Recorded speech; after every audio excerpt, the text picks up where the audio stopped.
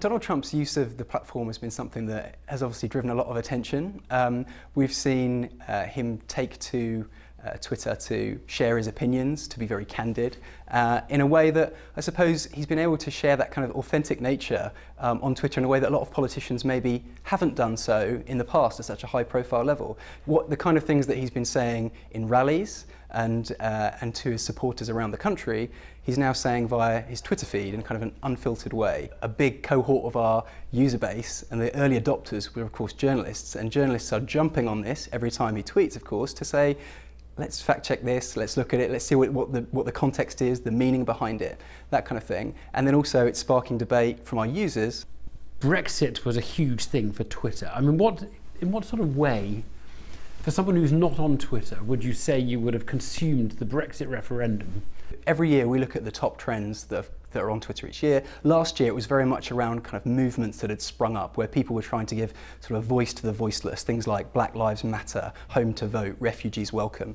2016 was a year of huge seismic live events, so the US election, Brexit, as you've just talked about. And what we've seen is where people have come to our platform, with Brexit as an example, they're coming onto Twitter and they're seeing both sides of an argument. A very interesting question though, and a sort of a big issue for our society is this one of tribes in a very divided country, both here and the United States, howling around their same views with their same chums, the people who they agree with. Are there people who are just basically being fed the same old diet of stuff they already think? We always encourage people on Twitter to follow people from both sides of an argument, to follow people you agree with and people that you might not agree with. But definitely when it comes to this kind of filter bubble argument that's often labelled at Twitter, I think that's absolutely wrong on a number of levels, particularly around the fact that there are ways through Twitter. I mean, Twitter, the hashtag is where Twitter originated in the first place, and that allows people to tap on something and to see tweets about a topic from all sides. So you're not going to see it filtered by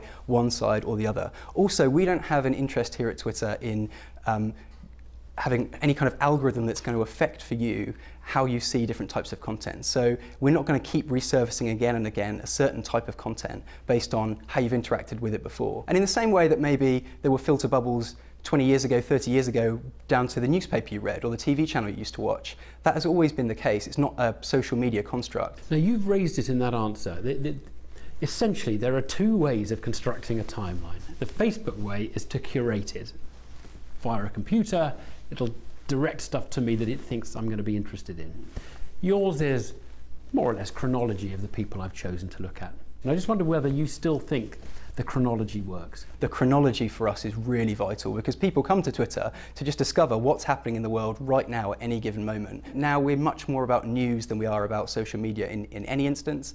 We moved from the social media part of the App Store and the Google Play Store into the news area in both of those. And I think that kind of gives an indication of where we see ourselves. One interesting aspect of the year, this year of such interesting politics, is people have said, don't use Twitter to judge what's going out in the country.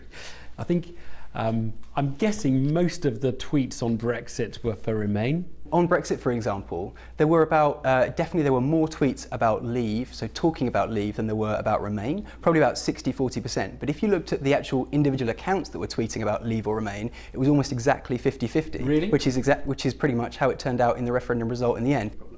Fake news stories become an issue. Is Twitter the right company to kind of start trying to decide this point needs to be removed because it's the spreading of a falsehood? We are definitely not in the business of policing the content to that extent in terms of deciding what is true and what isn't true when it comes to journalism. That's not what Twitter's about. We take the issue though extremely seriously. But how do you take it seriously other than to say, to flag up stories that you don't think are true? From the start, we've always verified journalists and real news networks in a way to make it really clear from when you see that tweet, you know it's from a verified news source, and that's something we've been doing for years. We've also recently partnered with the group called the First Draft News Coalition, and they are a group of news organisations and academics who are coming together to look at these really meaty topics around news at the moment and to look at solutions and ways that we can work together so that it isn't tech companies policing journalism, and that we can find a way to make it clear for all of our users what's real, what isn't real, or where concerns have been raised.